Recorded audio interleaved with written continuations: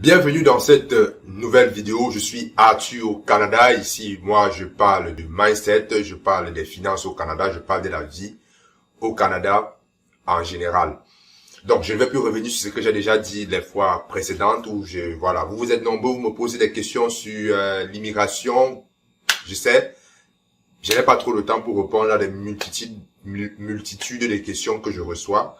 Je vous ai dit, j'ai des spécialistes qui, n'est-ce pas, peuvent vous aider. Ok? Donc, si vous voulez, vous entrez en contact avec moi, eux, ils pourront résoudre vos problèmes. Mais ce sont des gens qui veulent des personnes prêtes à passer à l'action. Ok? Ils veulent des personnes prêtes à passer à l'action. Si vous voulez une consultation pour qu'on évalue votre situation, pour vous dire le programme qui match avec vous, ils sont là pour ça. Ok? Je vais mettre mon contact dessus de cette vidéo. Ça, c'est pour ces cas. Maintenant, moi, je parle des finances. Je parle de la vie au Canada. Comment est-ce qu'on peut réussir au Canada, n'est-ce pas, en tant qu'immigrant. Ok? Donc, aujourd'hui, tel que vous l'avez vu en titre, je vais vous donner la raison de l'échec de certaines personnes. Ok? La raison de l'échec, surtout aujourd'hui où nous vivons dans un siècle où les choses vont vite, dans un siècle où, n'est-ce pas, il y a tout, n'est-ce pas, qui est mis en place pour réussir facilement, tout qui est mis en place pour avoir rapidement l'information, enfin, n'est-ce pas, d'avoir rapidement l'information, enfin, voilà, d'exceller dans un domaine spécifique. Par exemple, si vous êtes, aujourd'hui, vous voulez vous lancer, par exemple, dans la vente en ligne, il y a énormément de ressources sur Internet, des ressources payantes, des livres, des formations qui peuvent vous permettre de vous spécialiser dans ce domaine. Ok? Mais, à contrario, ces outils, ces facilités constituent également un poison, n'est-ce pas, qui peut vous empêcher et qui empêche certaines personnes de développer tout leur talent. Ok? Ça, c'est quelque chose d'important.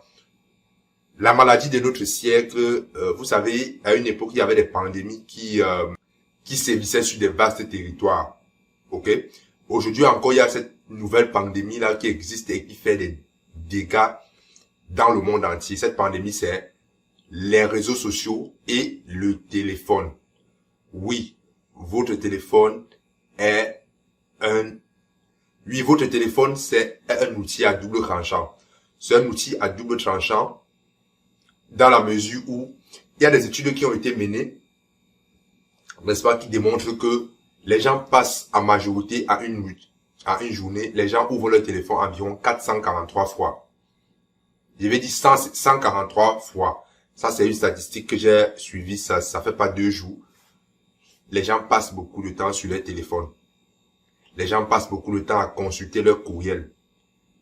À chaque fois que votre messagerie sonne, à chaque fois que vous suivez un message qui arrive sur votre téléphone, vous laissez tout ce que vous avez à faire pour aller, n'est-ce pas, ouvrir votre téléphone, voir les messages, répondre aux messages, recevoir. C'est pareil pour les réseaux sociaux.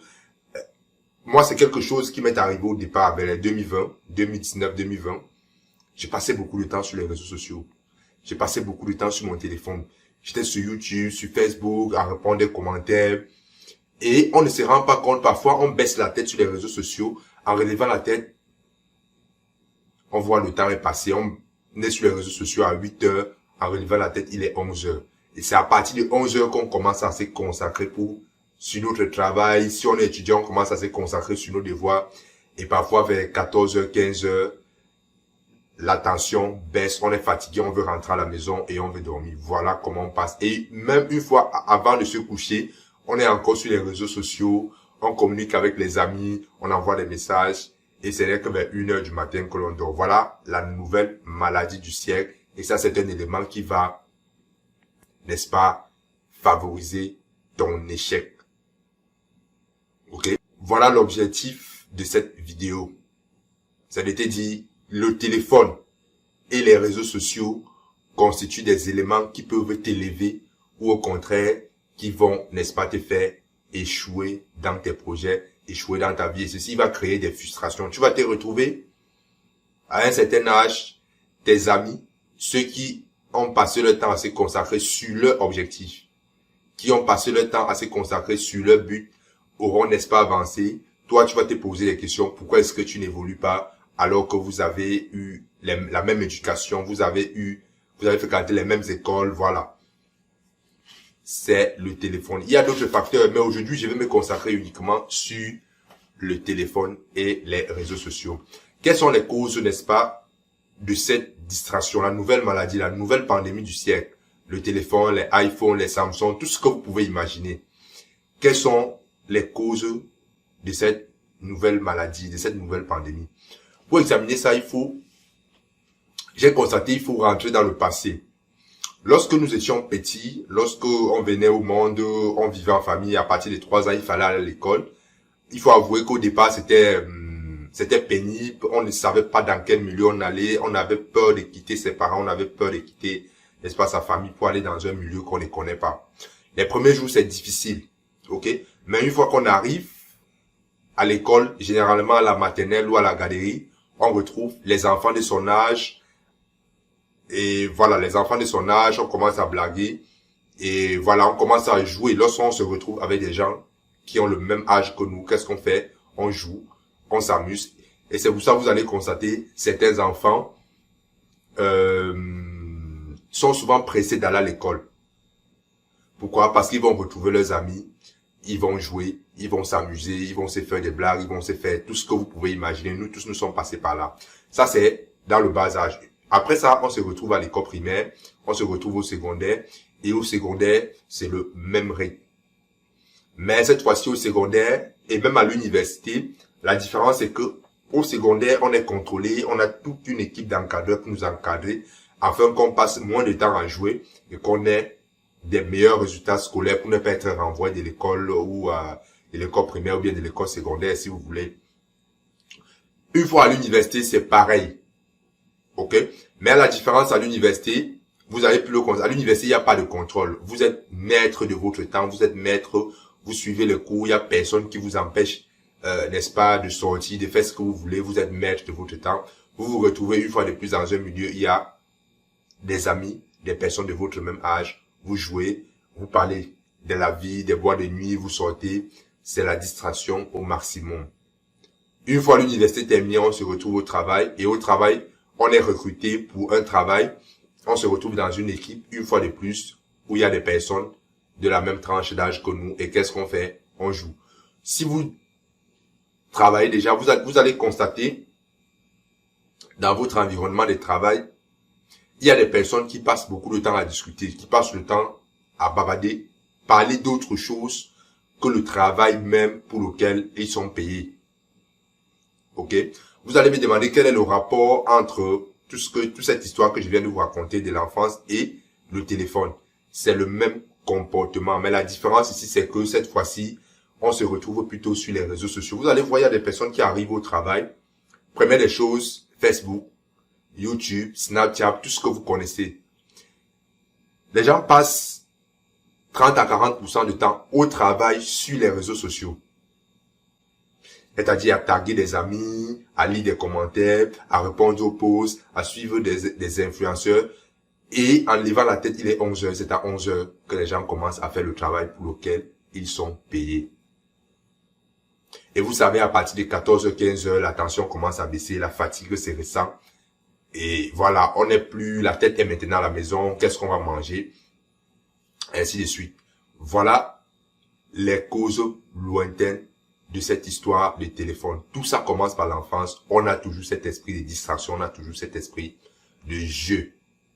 Et il y a un autre élément également que vous devez comprendre, c'est qu'à chaque fois que votre téléphone sonne, à chaque fois que vous recevez un message, que ce soit sur WhatsApp, que ce soit sur Facebook, lorsque la cloche de notification sur votre téléphone sonne, il y a cette tendance à vouloir, même si vous étiez en train de faire quelque chose de sérieux, vous avez toujours cette tendance à aller vers votre téléphone pour voir ce qui se passe.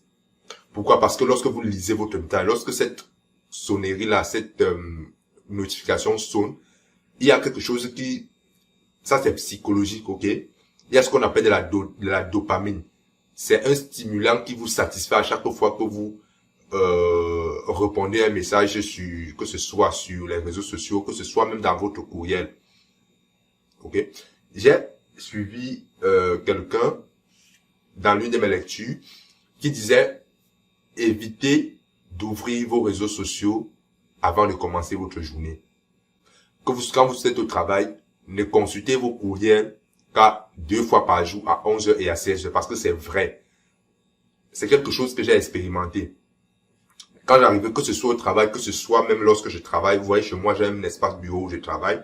Lorsque je commence mes journées en ouvrant mes courriels, à moins que ce soit tu as eu un rendez-vous avec quelqu'un t'a dit il va t'envoyer un courriel, voilà. Mais lorsque vous ouvrez vos courriels, il y a énormément de messages, que ce soit des messages publicitaires, que ce soit des messages des amis qui vous envahissent. Si vous ne savez pas contrôler vos émotions, vous allez passer plus de temps à répondre à votre courriel qu'à faire votre propre travail. Ok? Donc, voilà l'un des facteurs qui peuvent vous empêcher, qui vont vous empêcher de réussir, qui est, comment on dit ça, qui mange beaucoup plus votre temps. Parfois, vous pensez que vous travaillez, parfois vous pensez que oui, je vais regarder, ça va prendre uniquement, mais si il y a une application, n'est-ce pas, qui permet de regarder le nombre de temps que vous passez sur vos réseaux sociaux. J'ai un ami qui m'a parlé de ça hier. Faites un peu vos recherches sur Google, je n'ai pas le nom en tête. Si vous mettez cette application sur votre téléphone et à la fin d'une journée, vous consultez cette application, vous allez voir que le nombre de temps que vous passez sur les réseaux sociaux, c'est un temps que vous pouvez consacrer pour faire quelque chose d'important dans votre vie. Donc, le conseil que je vais vous donner aujourd'hui et qui doit vous permettre de sauver beaucoup de temps, vous savez, la différence entre des personnes qui se cherchent, des personnes qui veulent réussir et des personnes qui ont déjà réussi, c'est que nous tous, on a 24 dans une journée. Qu'est-ce qui fait que certaines personnes réussissent et certaines personnes échouent? Parce que ceux qui réussissent gèrent mieux leur temps. Nous avons tous 24 heures. Maintenant, votre succès va dépendre de ce que chacun fait de ces 24 heures. Est-ce que vous avez déjà fait le bilan de ce que vous faites chaque jour? Quel est le nombre de temps que vous consacrez sur votre travail, sur votre projet? Est-ce que vous avez déjà eu le temps un jour de faire ces calculs? Essayez un jour de calculer le nombre de temps que vous faites sur les réseaux sociaux, sur votre téléphone et le nombre de temps que vous consacrez à votre travail. Vous allez voir que le fossé est très grand. Or, vous avez besoin de ce temps pour travailler sur votre projet. Déjà, il faut savoir, il y a certaines personnes qui vivent en mode réaction. Qu'est-ce que j'appelle par mode réaction? Des personnes qui n'ont pas un objectif précis, des personnes qui ne savent pas où elles vont, c'est-à-dire des personnes qui vivent par réaction. Il faut qu'un événement arrive avant qu'elles réfléchissent. Ok, des personnes qui vivent en fonction des projets des autres personnes. Aujourd'hui, j'ai décidé de vendre les chaussures. Demain, j'ai vu un ami qui a acheté, je ne sais pas trop, qui fait plutôt le taxi. On dit que ça marche pour lui. Je change d'objectif, je m'en vais suivre. C'est parce que vous-même, vous n'avez pas d'objectif et vous passez le temps à voler, à faire ce qu'on appelle le saut-mouton d'un projet à un projet. Ça, c'est aussi un autre facteur d'échec. Donc, aujourd'hui, le conseil que je vais te donner, réduis le temps que tu passes sur ton téléphone. Enlève toutes les notifications de ton téléphone, que ce soit WhatsApp, que ce soit Facebook, Twitter, tout ce que vous voulez. Et même les notifications vous allez sur votre ordinateur, vous allez sur paramètres, vous désactivez la notification. Essayez de consulter vos courriels 2 fois, maximum 3 fois par jour, à moins que ce soit votre outil de travail. Même chose pour le téléphone. Je ne suis pas en train de dire, il y a des personnes pour qui le téléphone c'est leur outil de travail. Les gens qui font les vidéos sur YouTube, même là encore, utilisez votre téléphone uniquement pour communiquer. Parce que c'est une source, n'est-ce pas, qui rugite votre temps au maximum. Et pour clôturer cette vidéo, les amis, si vous n'avez pas un projet, vous serez l'objet du projet des autres personnes. Ok? Si vous n'avez pas un projet dans votre vie, vous serez l'objet du projet des autres personnes. Réduisez le temps que vous passez sur le téléphone, réduisez le temps que vous passez sur les réseaux sociaux, fixez-vous des objectifs et travaillez dur pour atteindre vos objectifs. Aujourd'hui, moi, lorsque je travaille, c'est pour cette raison que je ne réponds généralement pas à certains messages parce que ce n'est pas ma priorité.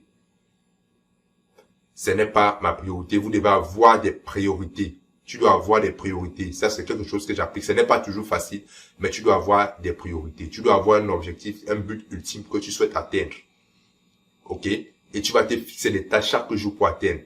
Élimine les distractions et focus-toi sur cette tâche. C'est la différence qui existe entre les personnes qui réussissent. Fais uniquement cette tâche. Tant que tu n'as pas fini cette tâche, tu ne passes pas à une autre tâche. Je ferai une autre vidéo, je vais vous parler de comment est-ce que vous pouvez structurer vos objectifs de façon à être efficace et atteindre rapidement vos objectifs. Je suis Arthur au Canada. Ça m'a fait plaisir de discuter avec toi. Ciao.